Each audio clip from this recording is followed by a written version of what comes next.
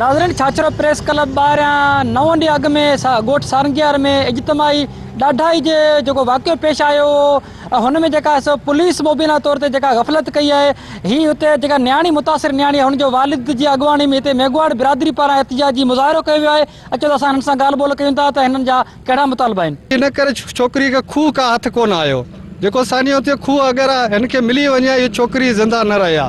जेको पहिरीं दलनि तरण में थियो उहो छोकिरी ख़ुदकशी करे छॾी, उहो इन जे करे थियो त इहो वधंदा पिया वञनि, माण्हू लिकाईंदा वॾेरा बसि गाॾियुनि में चढ़ियो, फ़ैसिलनि जा सफ़ा उहो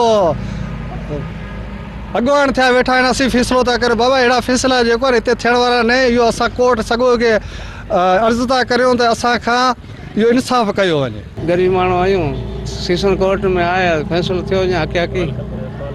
पुलिस पैसा घुराए था? पैसा घुरे बि 5000 ॾे मूंखे तेल जा, गिरफ़्तार करण न गिरफ़्तार ॾिसार ॾेखारो, असीं किथां ॾेखारूं। हाणे असां IG सिंध खां इहो मुतालबो कंदासीं त असां ग़रीबनि सां ऐं न्याणी सां इंसाफ़ कयो वञे ऐं जांच ऑफिसर में असांखे शक थो लॻे त ॿट बणियल आहे। IG सिंध समेत वस वारनि खां इहो मुतालबो कंदे चयो आहे त हीउ जेको समूरो केस आहे हिन में SHO या DSP लेवल जेको ऑफिसर खे जांच ॾिनी वञे ऐं जेको न्याणी सां जेका ज़्यादती थी आहे उन सां इंसाफ़ फराहम कयो वञे। कैमरामैन अली सां रामो सां गॾु मुमताज़ रामो, सिंध TV न्यूज़, चाचरो।